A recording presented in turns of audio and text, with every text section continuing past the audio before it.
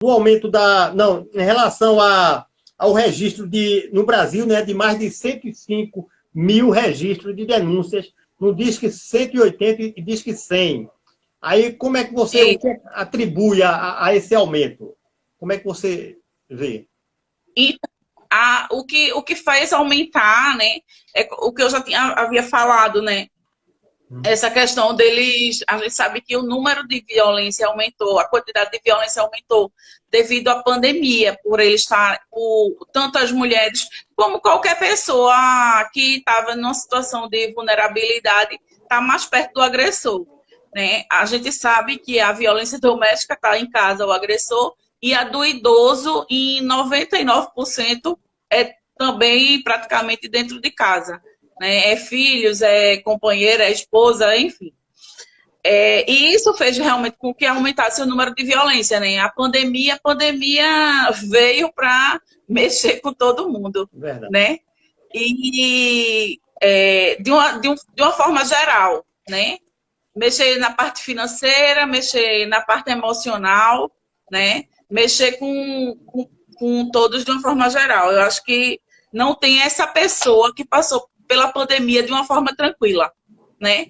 E aí a gente colocou à disposição da população um WhatsApp, tanto para atender as mulheres vítimas de violência, como um outro para atender os idosos, né, que são vítimas de violência. Então, se você quiser fazer alguma denúncia, a gente recebe.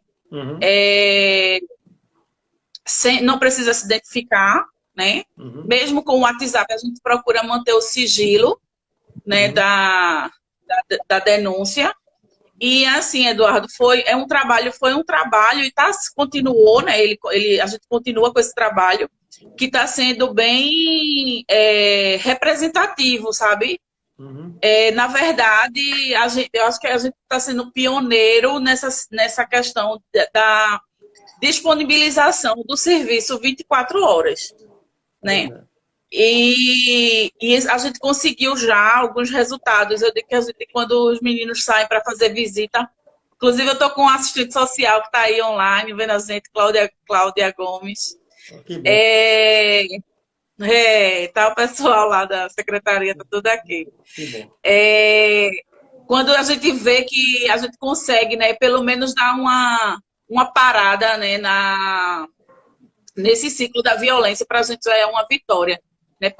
Por mais visitas que façam, mas se a gente sabe que um caso está resolvido, né, a gente já canta vitória, né? E aí, Eduardo, falando um pouco com relação ao 190, normalmente quando a mulher chega a fazer a denúncia no 190, aí leva às vezes um pouquinho mais de tempo, porque vai acionar a polícia, às vezes a gente não sabe quem vai receber essa denúncia e não dá a importância que ela deve ter. Uhum. E aí, nesses casos, a gente consegue, infelizmente, em muitos momentos, perder um pouquinho, vamos dizer assim, esse contato, né, que a gente precisa ter com essa vítima, né? Entendo. O CEAM, a gente recebe a mulher, ela pode procurar o centro lá, tanto de forma espontânea, como a gente já tem um trabalho com as delegacias de Olinda, né? Em Olinda nós temos 3 delegacias, então assim, os delegados já sabem do CEAM, e aí quando chega lá alguma mulher que precisa de algum abrigamento, a gente faz, né? A gente faz um abrigamento temporário, porque se ela está sofrendo um risco eminente de morte, a gente aciona logo o Estado, aí vai para as casas-abrigos, que a gente não tem, né, esse conhecimento, mas esse acolhimento inicial que ela precisa, a gente está lá disponível, né, toda a equipe está lá disponível para poder estar dando a ela todo o suporte que ela precisa. Que bom, parabéns. E aí, você falou aí da casa-abrigo, alguns países, né, alguns países mais avançados, tá utilizando muito alguns hotéis no sentido, por exemplo, do número que é restrito das casas-abrigos, né? E aí eles fazem uma parceria para aqueles hotéis lá que, vamos dizer, tem os apartamentos disponíveis, para quando acontecer um fato desse, ele coloca. Vocês também têm esse serviço ou não? Ainda não. Não, porque assim, como o CEAM, ele tem acolhimento, Uhum. né? Então, se a mulher chegar lá, vamos dar um exemplo. Ela chegou lá com um risco, correndo um sério risco de morte. Certo. Aí a gente já encaminha, já entra em contato com o Estado, e Uhum. aí o Estado vem e acolhe essas mulheres, Certo. certo? A gente, às vezes, acontece da mulher teve um problema com o companheiro, sofreu violência por parte com o companheiro, mas eu tenho uma família que mora em Maceió. E até ela ter esse contato com a família, a gente ajudar ela nesse contato, a família acolher, a gente deixa ela acolhida lá também. Entendi. Ela, normalmente, na maioria das vezes, nunca chega só, né? Chega ela e os filhos. Então, a gente acolhe tanto ela como os Como os filhos. filhos. E aí é um outro diferencial que vocês fazem, o trabalho de vocês, que é um exemplo, que além acolhe os filhos, né? E tem a questão do berçário também, não é isso? Vocês têm berçário, Uhum. não é? Para dar esse apoio. Né? Ah, sim. Lá no CEAM, a gente disponibiliza, né? Tem bercinho, tem banheira. Certo. Se chegarem lá com bebezinhos, tem, para que a gente vai conseguir acolher. E temos o dormitório, né? Uhum. Que, é, que ele... Hoje eu acredito que a gente tem, acho que, de 8 a 10 alojamentos. Assim, 10 dormidas. Certo. Embora que, graças a Deus, a gente nunca ficou com... Não chegou nem a 5 mulheres ao mesmo tempo lá. Graças a Mas Deus. já fizemos algum trabalho. Certo. E aí, vê só, aí nesse número aí de mais de 105 mil denúncias, a gente observa que a maioria são negras, crianças, né? Vulnerabilidade, população vulnerável, LGBT, né? Homossexuais, por aí. E aí, nesse sentido da pandemia, essa população ficou muito vulnerável, né? E aí, pensando na questão dos direitos humanos, e que vocês, naturalmente, vocês fazem um trabalho muito bem feito, quais foram os trabalhos que vocês fizeram para essas pessoas vulneráveis, para essa população vulnerável, né? Para essa população negra, né? O que é que vocês fizeram nesse sentido que, de uma certa forma, vamos dizer assim, chegasse a resgatar esses direitos violados?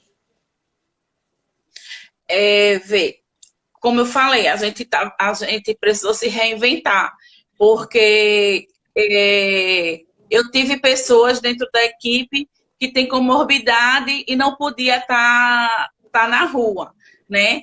E aí a gente fazia muito esse trabalho de integração e de contatos mesmo, né? Como você falou logo no início, a gente tem uma parceria boa com os terreiros, né, do município.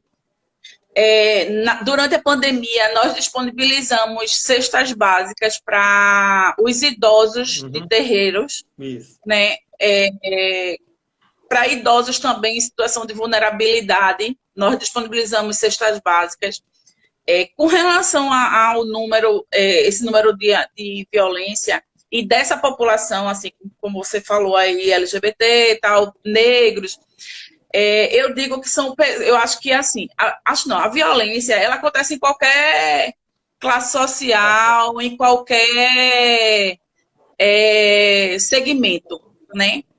Apenas existe um público que tenha coragem ou que tenha não só coragem, mas que tenha o acesso da denúncia, entendeu? E aí fazem a denúncia. A gente só vai combater a violência quando houver a denúncia. Principalmente quando a violência acontece dentro de casa. A gente nunca, como a gente não vai ter esse conhecimento, né? Então a gente trabalha muito com o pré, né?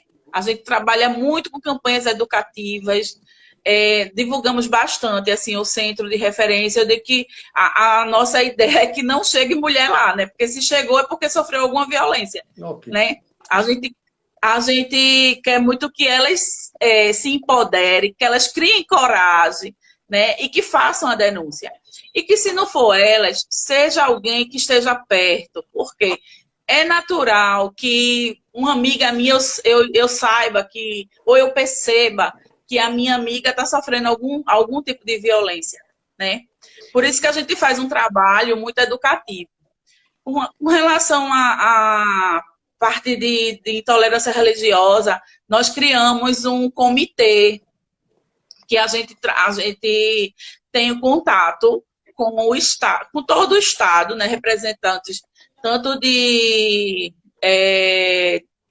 conselhos, de terreiros, de lá da secretaria, né?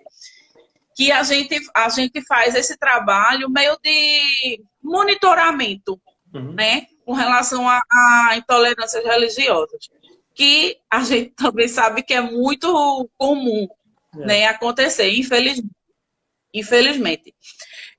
Uma questão bem relevante também, Eduardo, que a gente fez, eu acho que eu misturo muito os assuntos, porque eu digo que a gente trabalha muito, porque a gente não tem como separar a mulher negra idosa.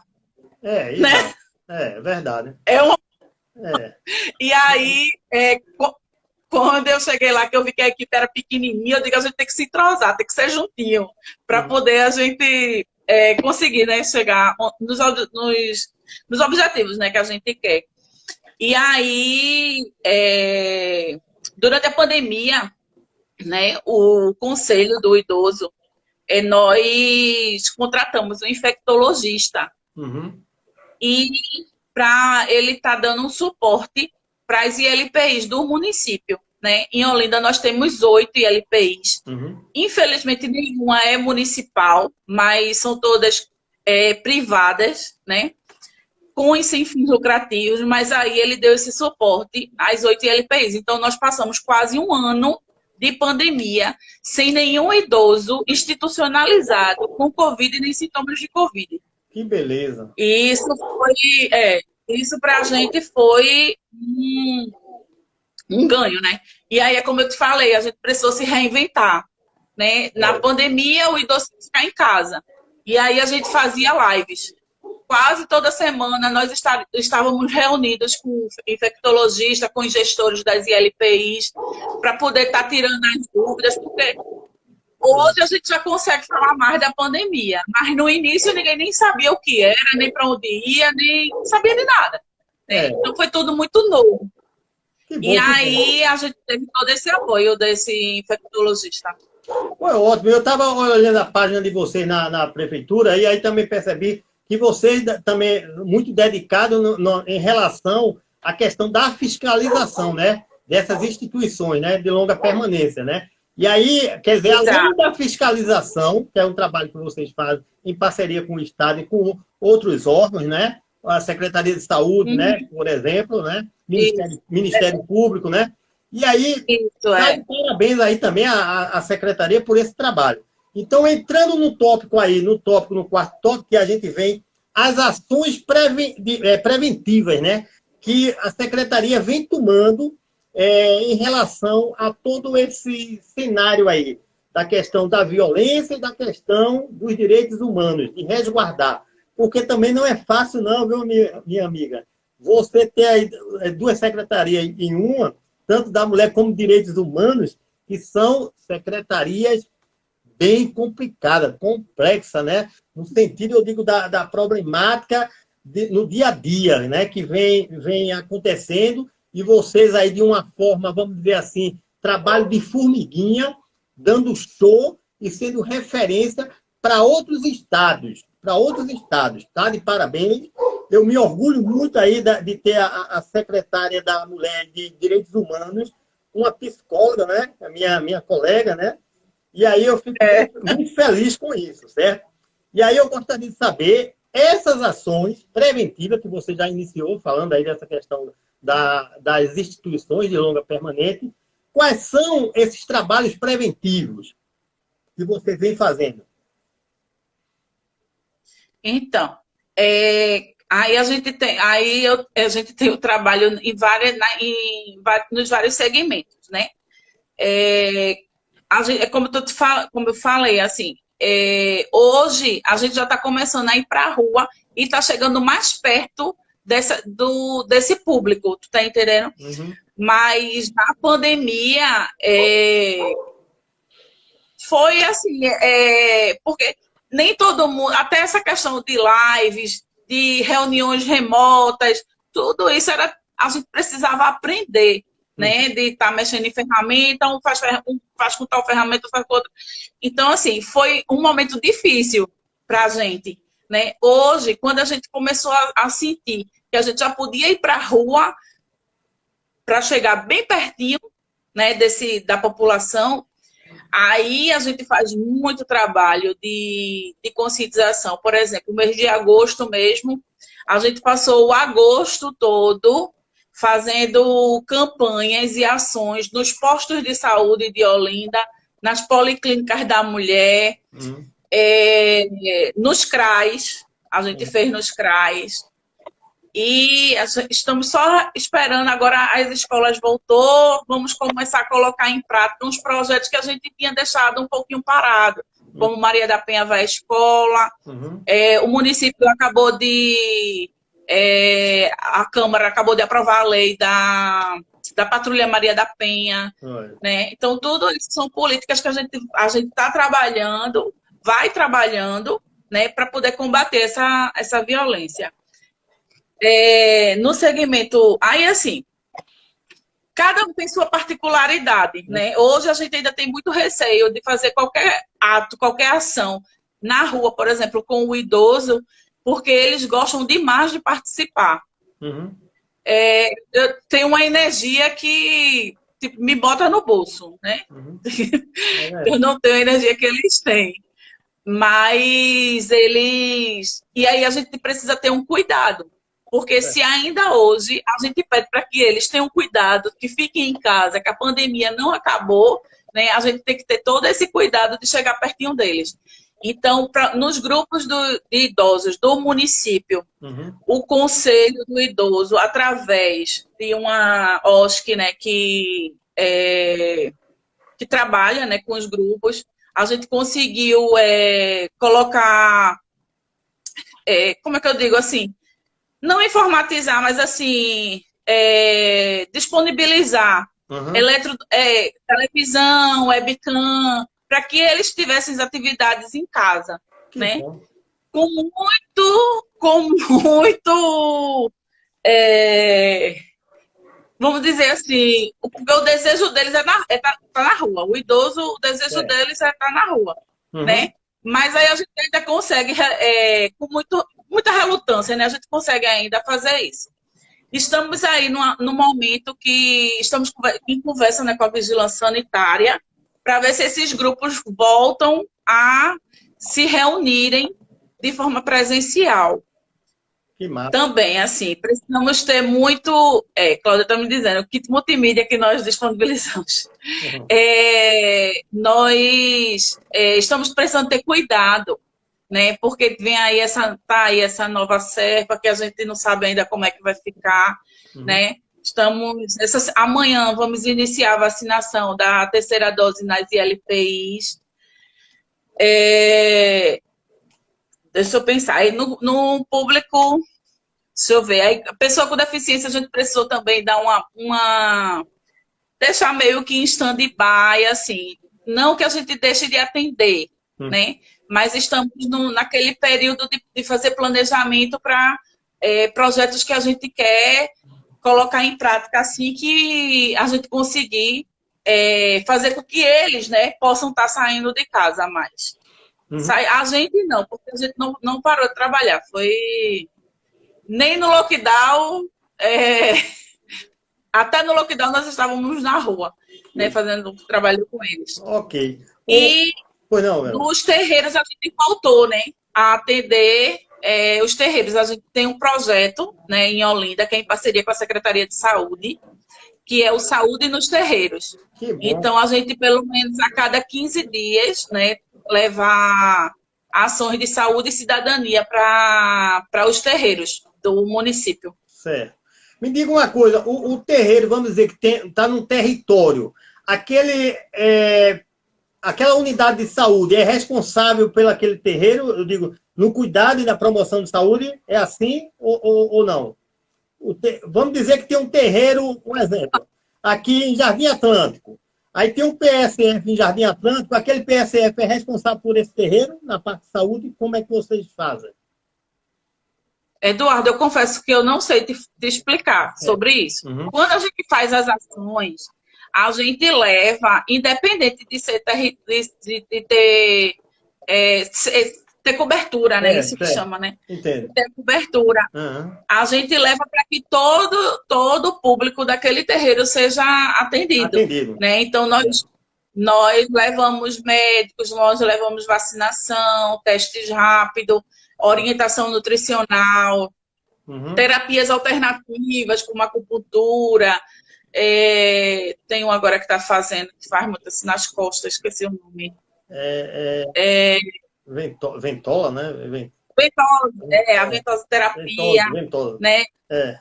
E aí nós levamos o CAD único para estar fazendo o cadastro, né? Nós levamos o setor de documentação que nós temos, que trabalha com o bem livre acesso para pessoas com deficiência. Nós levamos o cartão de estacionamento para deficientes e para idosos. Fazemos uma bem integrada. Que massa, que massa. Vê só, e nas ações preventivas, eu percebo que vocês aí também, na página que eu pesquisei, vocês têm no CEAM, vocês têm a autonomia de, vamos dizer assim, elaborar ou executar medidas protetivas em relação àquela vítima. Aí a minha dúvida ficou assim, essa medida protetiva é qualquer profissional da equipe multidisciplinar ou é a secretária que tem que assinar? Como é que é feito esse processo aí de trabalho, de encaminhamento? Não, a medida protetiva, ela é solicitada na delegacia. Certo. E aí o judiciário é que defere ou não aquela medida. Tá. Entendeu? Eu estava pensando, eu não estava falando dessa medida protetiva do ponto de vista do judiciário. Eu digo assim, a medida protetiva no sentido de encaminhamento que vocês fazem para, vamos dizer, colocar em um abrigamento por uma questão de risco iminente de morte. Não é essa medida do judiciário, não. Ah, entendi. Entendi. Nesse caso que você está falando, a própria equipe do CEAM, ela tem autonomia para fazer. Não esperar pela secretária, não, entendeu? Às vezes a gente não consegue, né, ter esse contato rápido, mas a própria equipe do CEAM, tanto as educadoras como a equipe técnica e a coordenação, tem já o contato do Estado, né, que é uma pessoa que a gente sempre fala com ela, e aí faz todo esse trabalho de vir logo e pegar essa mulher para poder abrigar de forma segura. Massa. Vê só, pelo que eu vejo aí, pela experiência, você tem uma rede muito bem articulada. E aí, por exemplo, você tem o CRAS, o CREAS, né, o CAPS, né, o CEAM, né, o Ministério Público que trabalha com vocês, né? E aí, Conselho Tutelar. E aí, vamos dizer, esses aparelhos funcionando de forma harmoniosa, tá entendendo? Parabéns. Aí, assim, eu pergunto o seguinte, naturalmente, essas pessoas que são vítimas, né, eu digo, em geral, idosos, crianças, adultos, né, muitas vezes traz algumas consequências, né, do ponto de vista psiquiátrico, depressão, transtorno do pânico, né, traumas pós-traumático, né? Por aí e por aí vai. Aí eu pergunto, por exemplo, o CAPS de vocês está preparado para receber essas pessoas que são vítimas de violência? Hoje vocês têm quantos CAPS? Eu acho que tem 2 adultos e tem um infantil. Certo. E, inclusive, um dos adultos hoje funciona 24 horas. 24 horas. Certo. É. E aí, quando precisa, encaminha. Não é isso? Isso. Vê, a gente sabe, Eduardo, que assim, a gente não tem como trabalhar sozinho, né? A gente precisa da rede, para isso que a rede existe, né? Dentro de lá da secretaria, né, existe a secretaria titular, que é a Secretaria de Desenvolvimento Social e Direitos Humanos. Aí dentro dela tem a Executiva da Mulher e Direitos Humanos e tem a Executiva da Assistência Social, que é onde está os CRAS, o CREAS, Certo. algumas casas de acolhimento de menor, né, de criança, adolescente e moradores de rua. Certo. Então, assim, dependendo, a gente primeiro vai escutar essa mulher, né? E o que ela precisar, a gente vai fazer os contatos, os encaminhamentos necessários. A gente procura deixar elas realmente dentro do município, porque a gente consegue ter mais, vamos dizer assim, o contato com o acompanhamento, né? E assim, essa mulher quando chega no CEAM, muitas vezes pode acontecer assim, dela chegar lá e não ter registrado uma queixa. Porque tem medo, porque acha que o agressor vai matar, enfim, vários são os fatores, né? Mas o que é que a gente faz? A gente fortalece essa mulher para que ela possa vir a registrar essa queixa, porque só assim, quando você traz os dados, né, para a gente aí do Disque 190, isso são dados que são registrados. Imagina a quantidade de mulheres que sofrem violência e não registram. Estou entendendo. Né? Eu acho que é 3 vezes mais. Existe uma subnotificação, né? Exatamente. E aí a gente tem muito esse cuidado, sabe? A gente não simplesmente não recebe, não acolhe, escuta e solta. Não. A gente só libera quando a gente vê que ela está fortalecida. Entendeu? Entendi. Tem mulheres que passam, não tem tempo para que ela fique sendo acompanhada pelo CEAM, pela equipe multiprofissional. Não tem um tempo estabelecido, não. Eu tive, Verônica, procurando o seguinte, eu não sei se existe, eu entrei na página de você da secretaria, e aí eu fui pesquisar alguma coisa, tipo assim, para ver se eu tinha algumas informações, né? Para poder fazer a live com você. E aí, no sentido assim, secretária da mulher, hoje você tem, por exemplo, na sua secretaria, eu não encontrei uma estatística do tipo de violência que a mulher sofre, quais são os tipos, quais são as idades, quais são o público, vocês têm isso ou não? Não tem não, né? Infelizmente não. Nós estamos construindo isso com o idoso, né? Na verdade, assim, muita coisa está sendo construída na gestão do professor Lupécio, né?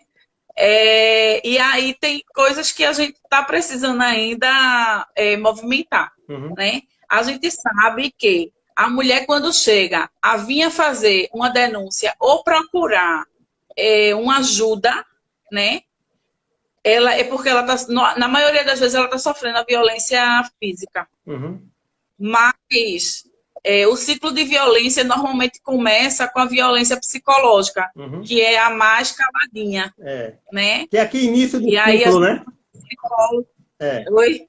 Que se inicia o ciclo, né? E o que é interessante, Eduardo, é porque, assim, muitas vezes ela não sabe que está passando pela violência. Né? Ela não entende, né? Acha que, às vezes, até um ciúme que o companheiro tenha, ou não quero que você vá na casa de seus amigos. É ciúme, né? É um ciúme que... Por que está privando ela, né? E aí, muitas vezes, começa assim. Tem mulheres que conseguem, desde o início, já perceber, e tem mulheres que, assim, até conseguem fazer com que esse companheiro mude, enfim, que saia, né? Ou que mostre a ele que não precisa disso, né? Mas a maioria, quando chega pra gente lá, já a violência realmente é física. É a FIFA. Então, assim, são casos bem... E, assim, existe um dado, Eduardo, que a maioria das mulheres que são vítimas de feminicídio, Uhum. elas não foram acompanhadas por nenhum centro de referência. Entendesse? Acho que a mulher que é acompanhada por um centro de referência, Uhum. independente de Olinda, qualquer região, é difícil ela chegar a sofrer um feminicídio. Acontece, mas o número é bem baixo mesmo, Entendi. né? Porque é justamente esse o trabalho dos centros, né? De fortalecer essa mulher, de empoderar essa mulher, né?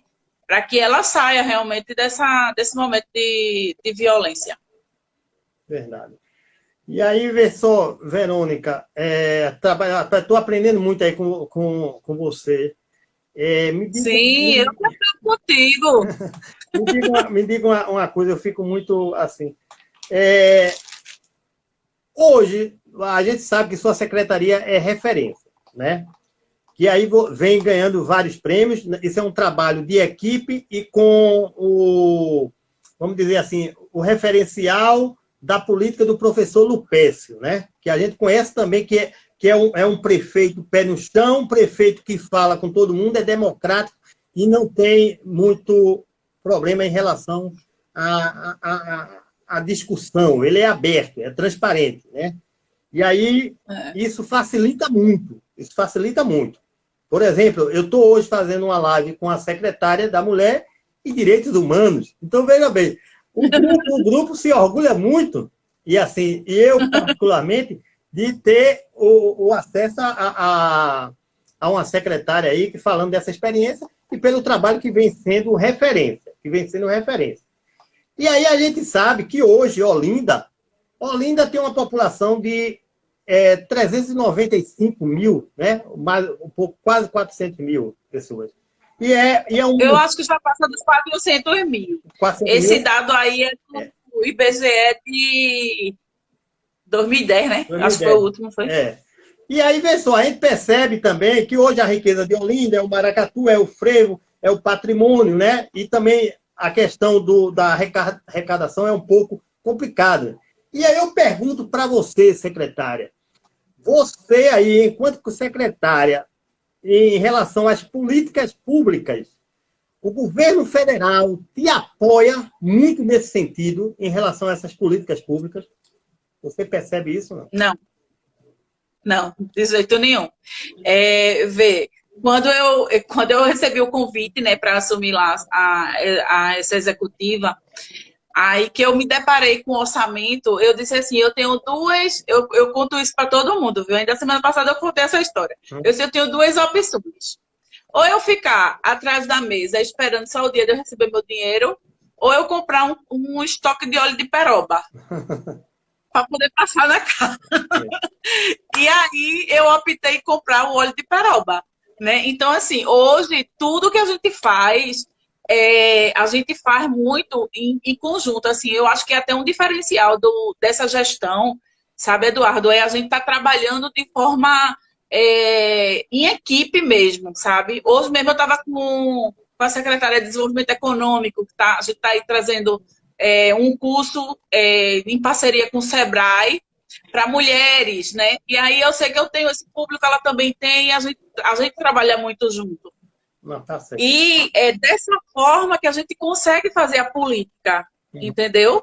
Eu acho que independente da secretaria, né, tanto eu lá, da Mulher e Direitos Humanos, como em qualquer outra, tem secretarias que a gente sabe que recebe, né, essas verbas federais.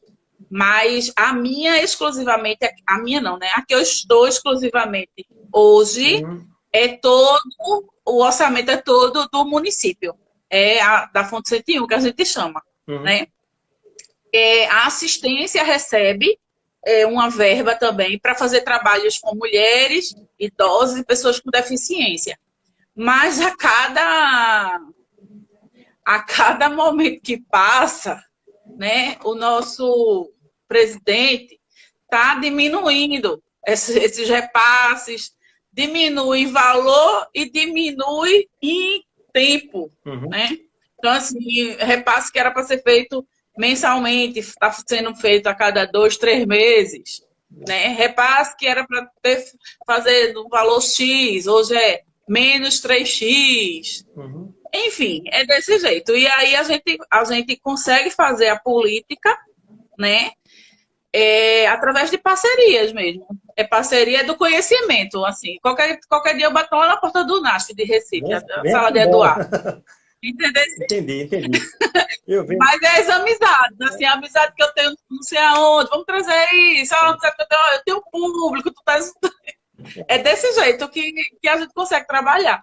E, assim, tem uma proposta, né, do nosso prefeito, que é criar a Secretaria da Mulher como pasta, que a gente chama de Secretaria de Pasta, né? Ela vai se desmembrar.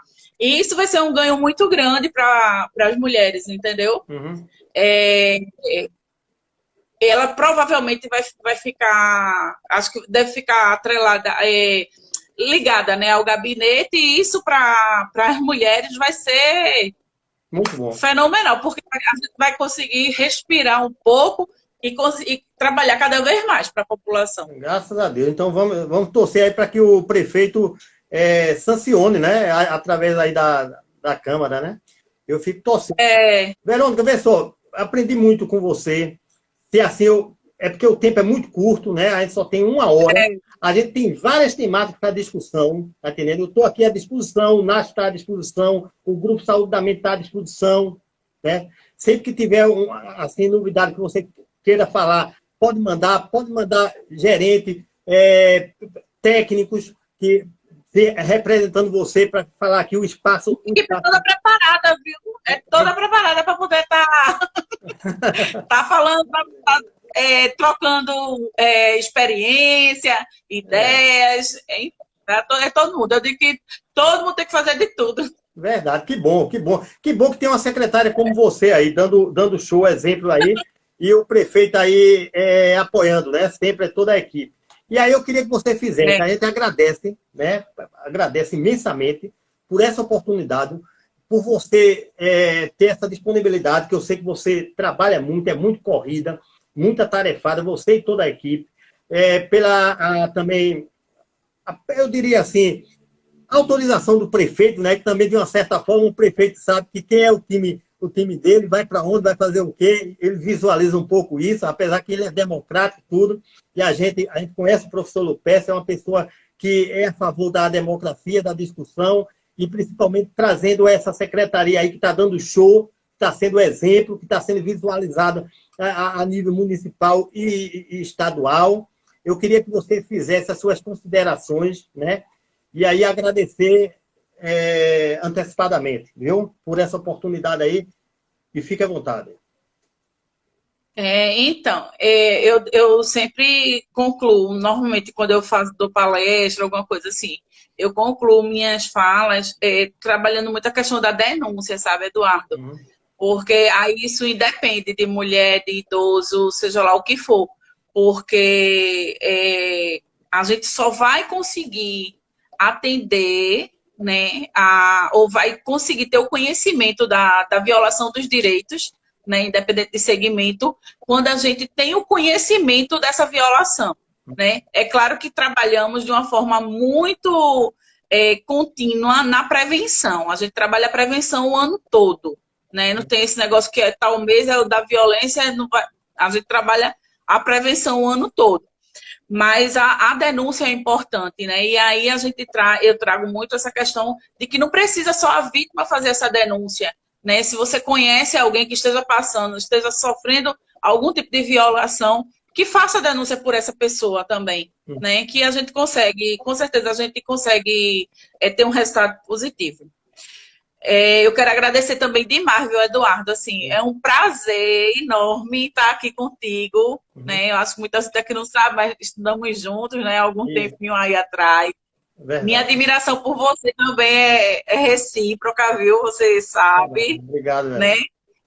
Realmente parceiros aí, e estou totalmente à disposição. Quero agradecer também ao pessoal que está lá, viu? A Cláudia Alves, que está aí na live, Flavi, Isabela, tem pessoalzinho de lá da secretaria que está participando aqui. Que bom também. E a gente está à disposição, viu? Totalmente à disposição. Tá bom, então. Então, também só avisando para aquelas pessoas que perdeu a live, que pena. Você pode ir lá no canal Grupo Saúde da Mente, Eduardo Henrique, que você vai ter esse vídeo na íntegra. Também ele está no Facebook, lá no Grupo Saúde da Mente, e no Instagram, Psicologia Eduardo Araújo. O IGTV já vai ficar automático no meu Instagram. E quando eu editar o vídeo, colega Verônica, eu vou mandar para você e perguntar a você se você permite socializar com os colegas de grupo. Você permite, né? Claro, Pronto. permito sim. Deixa eu só mandar um beijo aqui especial para Nifes, porque ele está me dizendo que eu dei um doce nele. Ele trabalha comigo. Sei. Do meu ladinho, assim, é meu tudo lá. Minhas pernas, meus braços, é tudo para mim na secretaria. Verdade. Viu, Eduardo? Estamos aí à disposição. Então, um beijão, te admiro muito, viu? Foi ótimo, viu? Um beijão para ti, tudo de bom. A recíproca é verdadeira. Tá. Tchau.